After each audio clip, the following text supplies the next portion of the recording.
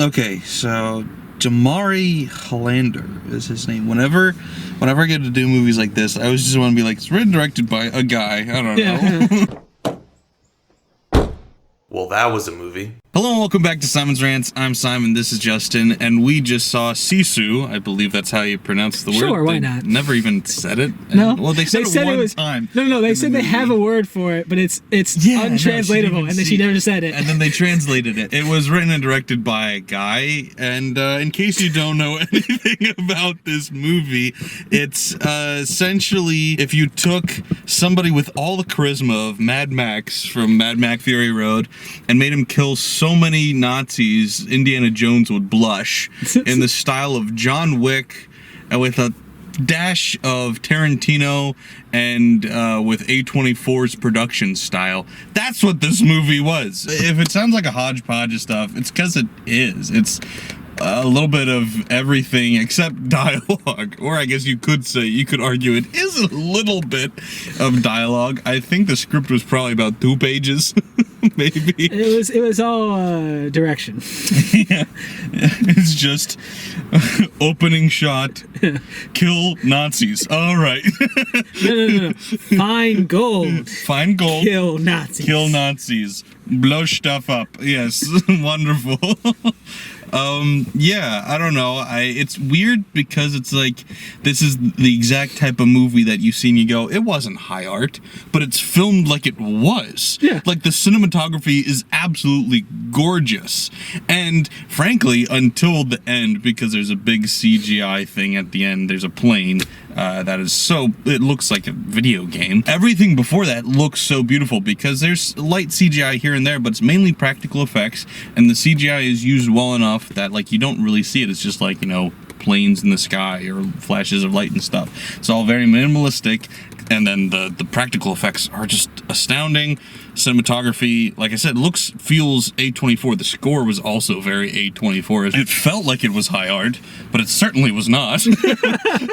Not complaining, though. I mean, it was entertaining in its own right. It was just kind of a weird juxtaposition of that, because having just seen Renfield, you know, it's like, that movie is goofy. It looks goofy, it feels goofy. It said up front Right. that it was goofy. Nicolas Cage's Dracula couldn't be anything but goofy. Right, and so it's like, it felt like what it is, it made sense as what it is.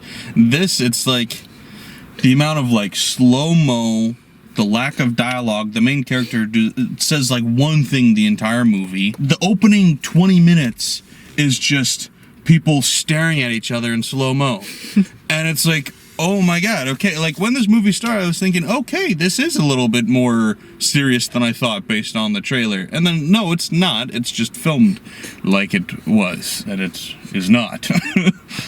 Like, from the trailer, I figured the action would be over the top. Sure. But I didn't expect how much everything was over the top. Right, yeah, nothing makes sense. In the most beautiful of ways. Laughing out loud multiple times, the whole theater, at the action in this movie, because it was justified. Like, there's some goofy ass shit in the middle of the fighting, which it is, like I said, that's such a weird thing to see shot so beautifully. Yeah. Because, like, I guess the closest thing you could argue is John Wick, because the action in that is goofy, and the cinematography isn't that good, but it's better than the average movie like that. Also, the stunt work in those movies is fantastic. So I guess, like, John Wick is the closest we get to it. Didn't this say this, like, this is the studio or some of the team behind John Wick? Yeah, I think it literally is just Lionsgate is the only connection. If it's not the people and it's just the studio, you could feel that they're trying to make, maybe not a franchise, but at least one movie, right, within the spirit of John Wick 1. A guy kills everybody and his dog is there. It's the new genre. I think literally, because the vibe I got was that this was just, you know, whatever his name is, we mentioned him earlier. Yeah. His vision, he made it. Apparently, also, by the way, $6 million was the budget of this movie. Low budget as fuck, but it looks amazing. Yeah. I guess you can kind of tell it's low budget because the low amount of cast. Like, I mean, you've got this brigade of Nazis and there's like 8 of them, and you're like, that's a brigade. Like, shouldn't there be more than 2 trucks and a tank, you know, and 1 bike? But okay, and then the CGI was also obviously low budget. But anyway, Jalmari Helander, or however you say his name, this seemed like it was just his vision. He just wanted to make it. He made it exactly how he wanted to, and then it seems like Lionsgate just came along and bought it. So I don't even think that they had any say on the style or feel of this movie. I think they just went like, "Oh, this fits our brand. We'll take it and we'll distribute it." And it is weird how much it is, like John Wick in those quirky ways of like, it's this guy, one guy versus everybody, Baba Yaga versus everybody, and his dog is there too. It is literally John Wick, Tarantino, and I think it's Hang 'em High, Clint Eastwood movie. Or you could even just say it's the man without a name, like the good and the bad and the ugly, trilogy, because it's like he doesn't really talk, he doesn't do much but kill people. So it's like it is very Clint Eastwoody in that way as well, but also Mad Max because he just doesn't talk, and then there's he saves a bunch of women. I guess spoiler. Oh well. I mean that's not even really a spoiler. There's a caravan of women being carried around by these bad guys, but it's we combined a lot of things, and you may be kind of confused by the things we're combining, but I don't know, I wasn't disappointed by it. I still enjoyed it. No, it all kind of makes sense, but it wears its inspirations on its sleeves pretty openly. I mean, like, we were making fun of the chapter breaks. The chapters reach like 5 minutes. It's like chapter 1, the gold, and you're like, ooh. And then 5 minutes later, it's chapter 2, the Nazis, and you're like, that was it. I feel like we could have combined these chapters. Like literally, we're talking about the script being 2 pages. I think each chapter was a paragraph. It was just one line. Like he finds gold. Chapter 2, meets Nazis. Just one word, Nazis. Chapter 3, mines. Yeah. So yeah, I mean, I will say that like something like Renfield to me was more fun because it allowed itself to explore the concept and be goofier with it. I like I said, I wasn't disappointed with this, but I felt like they could have done more at the end of it with it. Like, I mean, I guess it's what you I guess it's just what you want from it, because they were leaning into the gritty with the A24 feel. But I wish that they had just gone full, Rambo, I guess, is another inspiration there you can throw out there. Kind of feels like Rambo. A lot of things. It's a lot of things. Oh, I was going to check. I mentioned it to you. The entire movie looked like it was dubbed. And it wasn't like they were speaking a different language and it dubbed in English. No, it definitely seemed like they had them say their lines, but maybe like the audio wasn't clear enough, so they like had them say it in the studio. It was like a spaghetti western where it's like they just, your accent sounded terrible. We'll get Joe back home to do it. Like, I don't know why did you see that though? Like, it literally looked like every line was dubbed. Well, it sort of seemed like it, but you could see, especially towards the end, like you could see that they're clearly saying they're saying lines, the right words. They're saying it. I don't know. I kind of get what you're saying. I don't know why though. I really did they just they forgot the mics? Or it was too windy? I did notice they were having trouble with wind, because we also pointed out the amount of drone shots, and a couple times the drone is flying along and getting pushed around. I'm like, maybe we should have tried that again. I don't know. we got a limited drone budget here. Okay. We got it for one day. We need most of it for the explosions. All right? Yeah, explosions. I swear to God, they reused explosions. I think the last 2 explosions were the same explosion, just different angles of it. I swear to God they were. Anyway, we'll get more of that in spoilers. Yeah, I don't know. It was fun. I think, like I said, it could have been more fun. To me, this was I keep comparing it to Renfield because it's the closest thing I have right now of just the stupid, over-the-top excess and violence and goofiness and just plot not really mattering. Renfield, I stand by. I will definitely go back to that. I want to see that again. I think I'm good with this. I enjoyed it the once. I don't know that I'm going to see it again. So I definitely have some friends that need to see Renfield, so I will definitely be revisiting that again. Yeah. And I will probably see this again because I feel like we could have fun just kind of shit talking this movie for most of it. I kept thinking this would be a great like drunk review. Yeah. There was so many jokes to be made throughout the entire thing, so many reactions, and I think you're probably right. Having a larger group, because our group in the theater was allowing themselves to laugh a little bit, but it's like we needed more interaction. And there was like 10 people. Yeah, there wasn't enough. And so there was the occasional just like somebody in the back. What? Yeah, that was stuff great. was so over the top. It was good, but from the trailer, I knew the action was going to be over the top. I didn't expect it to be kind of comedic like I felt it was. So I mean, even seeing the trailer, he picks up and throws the mine at the guy. No. I expected the action to be, but not like that's all there is. Okay. What else happens in the movie? Okay, I still could not have predicted all the craziness. It seemed tamer there. If you expected something more serious, you might be disappointed. But if you're just fine with whatever going in and whatever this movie becomes, you could like enjoy it. I think if you expected something goofier too, though, because like I said, it does take itself very seriously, which is to its own detriment in a way. And he's like taking a bath in the river at the beginning, and it's like that was the most A24 shot like scene I've ever seen. Like I thought I was watching The Northman again. Like this is not The Northman though, but it's shot and edited like it is. You know, like I don't know what we're doing. Why are we doing that? That kind of makes it entertaining in its own way. Not only just because it's beautiful to look at, but then you're just like, we're really putting that much effort and artistic expression into something this goofy. All right, sure, I guess I'm down. Why not? Fast and Furious don't look like this. Like they do it so well. True cinema. This was cinema. All right, I think we're gonna get into spoilers now because it's more fun to just talk about it. So feel free to hang around and talk with us, or well, please don't. Actually, you can comment or just listen. If you're talking to your phone or your computer or whatever, please seek help. But anyway, if you don't want anything spoiled, please go watch it, come back, and we can talk about it then.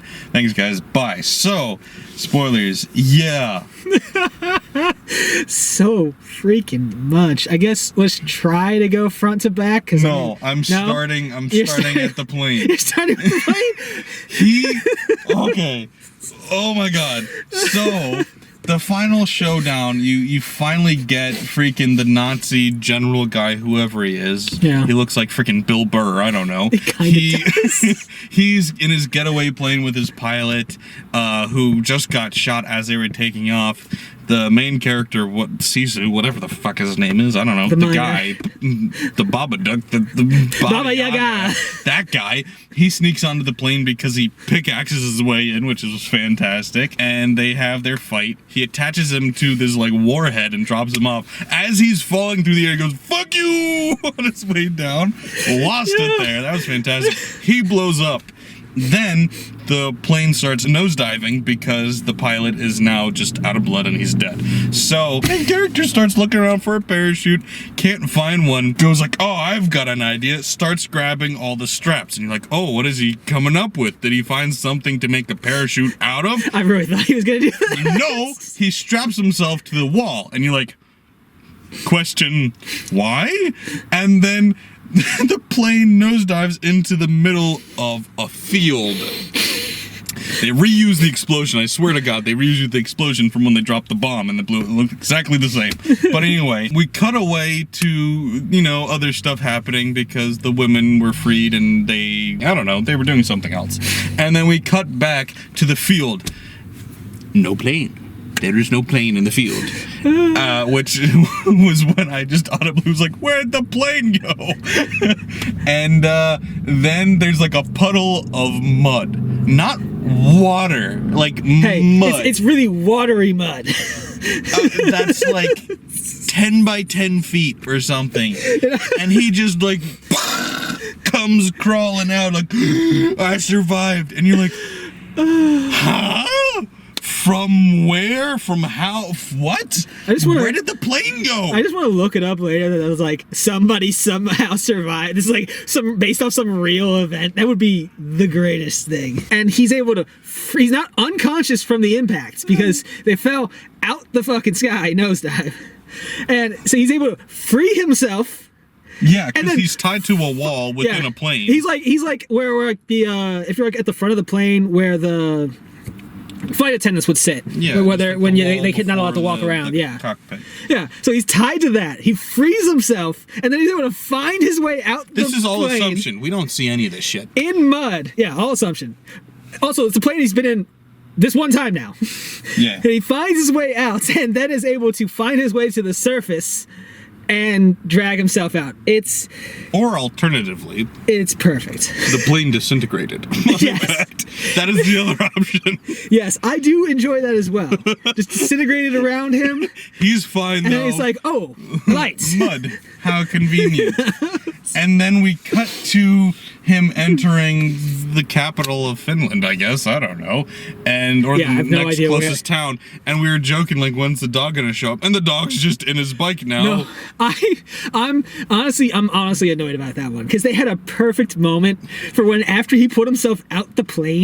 If they wanted The to go, dog could have come running yes, across the dog could have just field. ran across the field from out of nowhere. Yeah. And it would have been the perfect like gag moment. Yeah. But instead, we don't get to see any of that. It just flashes forward to now he's on a vehicle and Yeah. dogs in his side. He's on a motorcycle and the dog's in his sidecar. Yeah. And then they butchered the last line because, like, you knew that he gets to the bank, he's making the deposit because he's got all of his gold, his millions or billions of dollars. It's a lot of gold. And so it's like he just dumps the bag out, and you're like, you know, he's going to say something. He hasn't said a single word all movie, and you know, this is the time to say something. And it was the most boring line ever. He just goes, like, I want it in big bills because it was too heavy. They really should have just kept it with the first half. And it was like, what? Like, I joked to you, or not even joked, I was serious. I thought he was gonna say, like, something like, I need to make a deposit. Just like something, and like, something snappy and quick like that, and then cut to black. Yeah. That's what they should have done. Just That would have been a feel. lot better. But, no, they gave him this really, maybe that was the point. You could argue, like, oh, well, the mundanity, how the way he said it was so mundane that like it was supposed to be the punchline. And like, I guess, I don't know, it was something like that. It was heavy. I did predict what the girl said though in the car. I was just a little early because somehow he is hanging on to, I guess, either the bottom or the side of this caravan. It's the bottom side or top. Either way, I guess it makes sense in retrospect. But and so somehow the women know he's there, even though he didn't. Because I was assuming he like was hiding under them or something. Same. But he's not. And so the Nazis get back in the car and they're like, "Why are you laughing?" And I said, "Because you're already dead." And then she delivers like a monologue. And then at the end of the monologue goes, "And you're already dead." I'm like, okay, you could have just said the one line. Instead, you had to go, well, you know, there's a word that we can't translate, but it translates to having extreme courage and never giving up and refusing to die. Because that's really hard to, you know, translate. then we don't say that word. I don't know. Whatever word that is, you'll never get to know. Yeah. That whole section, though, of him just, like, killing Nazis and throwing them off the stuff, it really reminded me of Indiana Jones, but, like, more violent. But just Indiana Jones would have loved that moment. He's like, yeah, get those motherfucking Nazis. He's doing this while they're in this, like, caravan of vehicles. Just, like, 4 vehicles in a line. And it's like all the Nazi soldiers up front. Yeah. The truck with the girls. You know, The tank with the commander and the sniper dude. and then the bike. And then the bike. Yeah. And so the whole film, there's always 1 or 2 people on this tank looking out front. Yeah. But I guess at this moment, they're just driving in a straight line, so they're just not paying attention anymore. Sure. And no one's outside of it. So I guess that's how he's able to do the thing. Because I was like, he's how murdering is- people and throwing them off the Yeah. side. And the only people that notice are the 2 guys on the bike. But they go like, is that Fred? Yeah. They okay. notice dead bodies of their Is that people. Joe? Oh. Like, they're not doing shit. They're just like, oh, They can Fred. easily catch up to the tank. they don't do shit about it. And then I loved how, like, the guy who's driving or piloting the tank, he looks through because they're like, what's going on up there? And he looks through and goes, nothing, is fine. Oh yeah, no, They're all dead. Like, no, he didn't see any of the people. They had the one Nazi's dead body. Yeah, and they stuck his head out slightly, like looking down, and just weakened at Bernie's him. Yeah, but the great thing is, like, they ask him, like, what's going on, and he goes, oh, everything's fine. And then a minute later, he turns back and goes, they're all dead.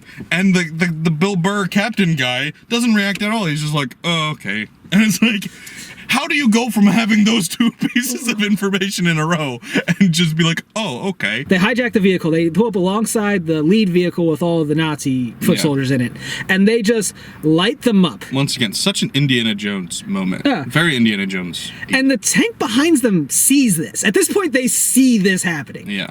They're in a tank Yeah. with tank shells. Right. And they do not fire on this vehicle. These I know they're Nazis, but they were stormtroopers. They had the worst aim. They were completely inept. They were so stupid. Yeah. In every situation, we can go back to the mines here. Because, all right, there are these mines, which, by the way, we already said, he picks up a mine and throws it. How do you pick up a mine without it exploding? Love it. But anyway, so... they're passing by him and they go, oh, don't worry, he's gonna die anyway, so don't bother killing him. But then the second group that passes him, because there's some stragglers, because there's a problem with their car or something, they're like, we're gonna kill him and take his gold. And so he kills all of them. The guys in the front hear it and are coming back. So they've already passed this way and they know they put a bunch of mines here. And so they're like, we're gonna shoot him. Oh, we suck at shooting for some reason. Oh, don't worry, he'll step on a mine, which his horse does, and explodes. Yep. His horse disintegrates, but he's fine. He was on the horse. The Yeah. horse took the impact. Yeah, That thing was in pieces. I was so not expecting that shot. When it blew up, I was like, what the fuck just happened? Yeah, I knew the mines would be coming up, and I didn't expect the horse to get it. No, I really did not. I thought the horse was making it, so that was a shock. But so then he's just scrambling to pick up all of the gold because it went flying, and then they pull up and see him, and for some reason, once again, don't shoot him. So then he throws a rock at one of the mines that he somehow knows is there. I guess some of them were visible to create a Batman-esque smoke screen. And he did it for like 3 more mines in a row. Yeah, and he's just like, ha, you can't see me. And then they're like, all right, well, we'll shoot into the smoke. And he freaking Wonder Woman's it with a freaking... By the way, multiple times in this movie, he uses bodies, like his freaking, like, pan for like getting gold and shit, and just deflects bullets, and not just like little bullets, like, mounted machine gun bullets. Yeah, no, the time with the mines was great. It's just it's like all the regular foot soldier machine guns he's blocking with, I guess that's his like mining dish pan. Yeah, it's his dish pan thing. Yeah, whatever it's called. But then later he ends up picking up one of the guys that he kills. Yeah, he's running with him on his back, and they're shooting him with like a 50 cal machine gun on the tank. Chop through a tree. And you can just see the bullets hitting this guy and not going through them. Even one seems to deflect off something he's wearing on his belt or something. It was beautiful. It was like Hacksaw Ridge all over again. Oh my gosh. But yeah, so back with the mines, he's doing all that shit. He's just Wonder Womaning it. Like, oh, Captain America, you can't get me. That's what I meant. Then they were like, all right, you go walk over there, see if he's still there.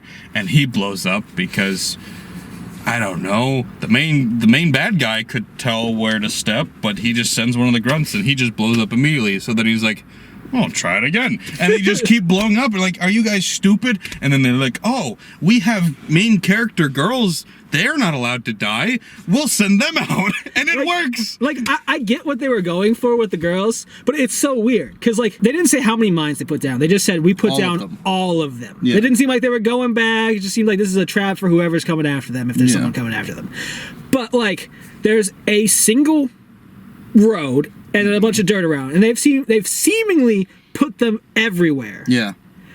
Even on the outskirt of the road, because the two guys that went on the side, they blew up. They weren't on the road, and I think the first guy wasn't quite on the road either. But the horse for the miner was. So there was clearly stuff on the road at first. Mm-hmm.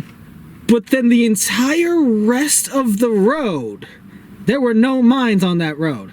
The girls were fine, the vehicles were fine, and like the Well, so vehicles they were had- wide, they had the girls walking in the paths Yeah. of the treads, I get that. But then they had foot soldiers on the ground behind them at some points on the road, Yep. walking in the middle.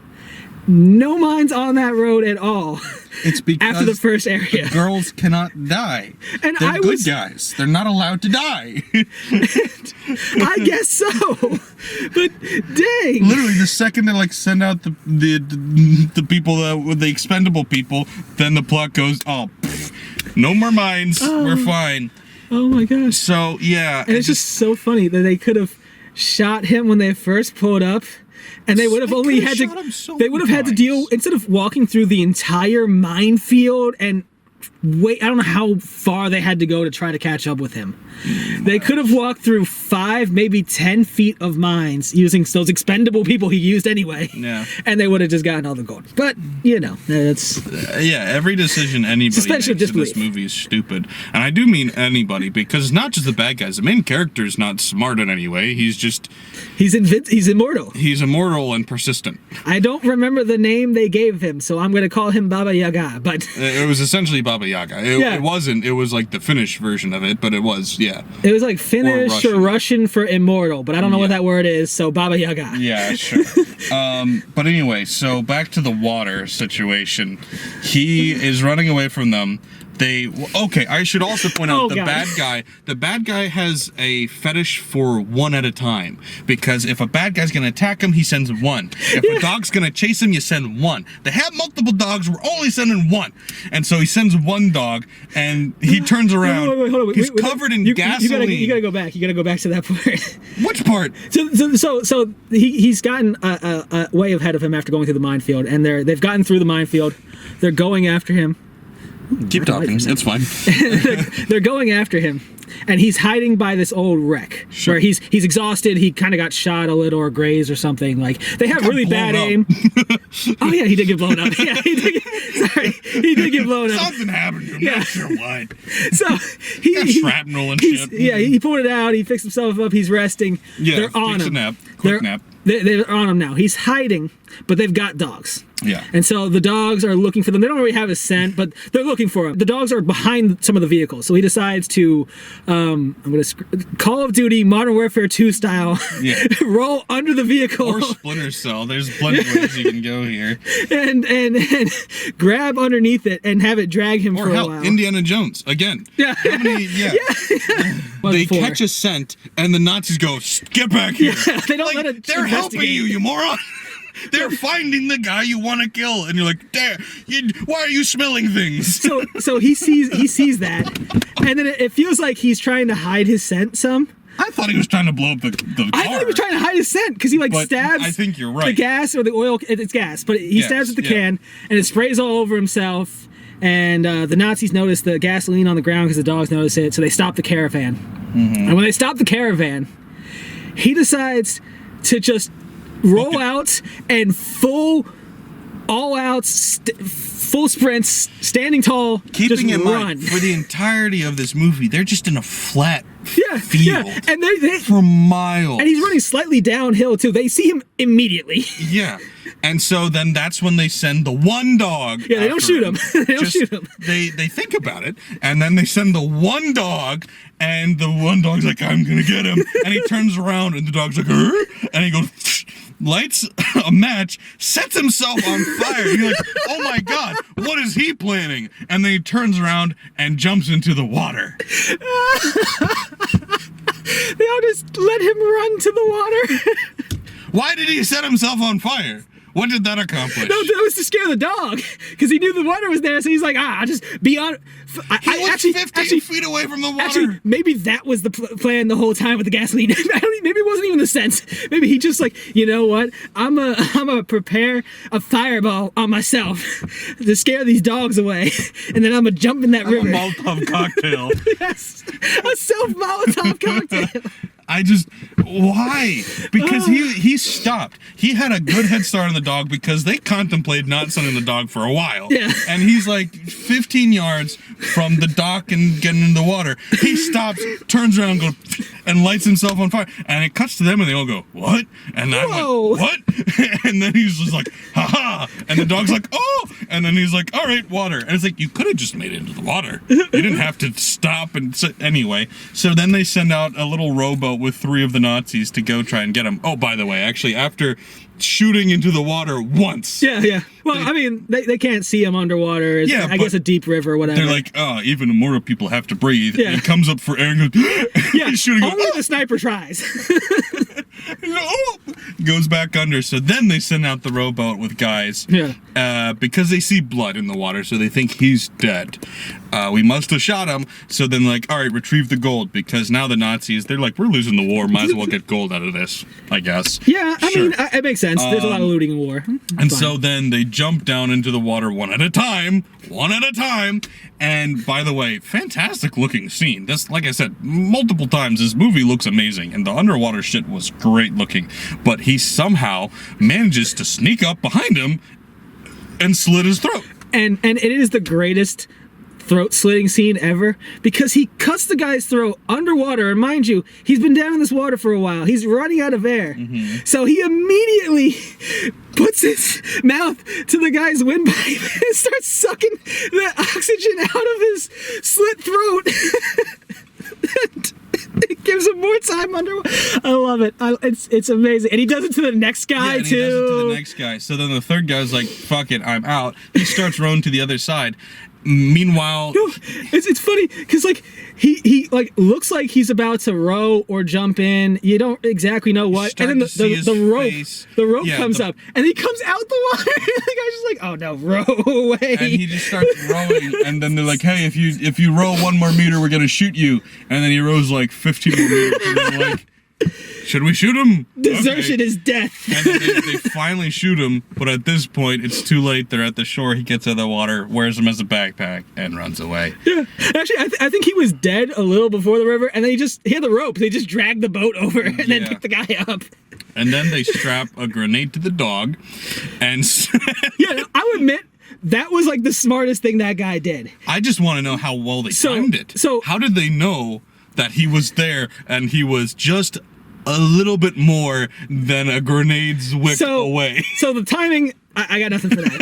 That's that. But this whole movie, this guy has had this little dog Chasing him around. I guess it's his dog. Yeah. And like he sends the dog away, and the dog always finds him again. Always. So the guy decides to take the dog. I'm assuming he's like, oh, this dog can always find this guy. Yeah. I'm gonna just follow the dog to the guy.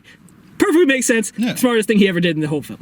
The great thing, though, is knowing the timing of when to strap and light the grenade. Yeah, that I got nothing for him. Yeah, and then they, instead of just shooting him, they hang him because why not? And then one of the actual like funny moments, like intentionally funny, they all just like take off their hats. No, because it's the tank guy takes off his hat. He's looking all respectful. So then Bill Burr takes off his hat. So the then sniper dude takes the gunman guy is like, okay, he stands like attention or whatever. Yeah, that was funny. That was actually written to be funny. It was funny. It was just so random. And then speaking of random, a plane lands to get gas at the burned out gas station. Like I was watching them, I'm like, what are they gonna land to get gas? And then they did. See. No, but like I can see that happening. It's funny, but like you see a gas. I don't know if you could see that from above though. That's really the only thing.